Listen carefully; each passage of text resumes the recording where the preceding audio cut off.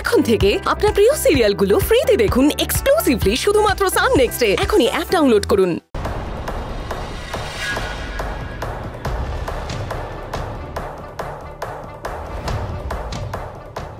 Sir sir একটা কথা ছিল স্যার।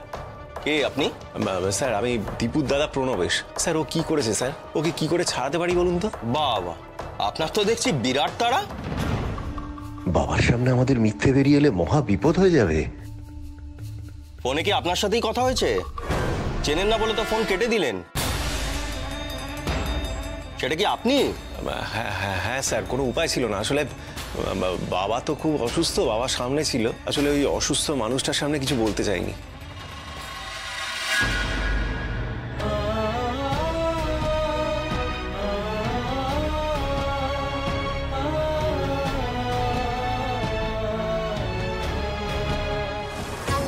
এই এই আড়াল করো, আড়াল করো, আমাকে আড়াল কর। ওইখানে ঠিক করে। এ কি বাবা, তুমি এখানে চলে এলে? না মানে আমি তো কথা বলছি, তুমি বসো না, আমি ঠিক মিটিয়ে নেবো। সরে যা।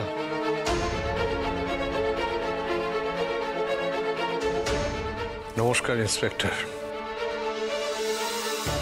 আমি দীপুর বাবা অঞ্জন বসু।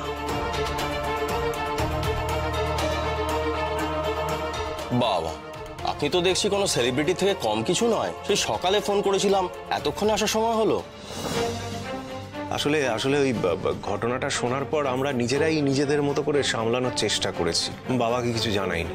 বাবা তো দেখতেই পাচ্ছেন অসুস্থ, আজই হাসপাতাল থেকে ছাড়া পেয়েছে। বলছি তুমি বসো না, যা কথা বলার বসেই বলো। হ্যাঁ বড়বাবু বসুন না। না, আমি ঠিক আছি। আমাকে বলুন ইন্সপেক্টর, দীপু কি করেছে? এই যে জলজান্ত উদাহরণ আপনার চোখের সামনে, দেখুন।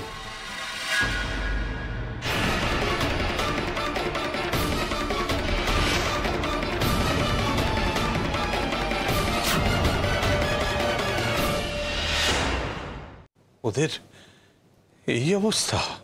হ্যাঁ হ্যাঁ, এই অবস্থা আপনার ছোট ছেলেই করেছে ওদের। এই দুটো ছেলেই ভিকটিম। ওদের কাছ থেকে ঘটনাটা শুনে নিন।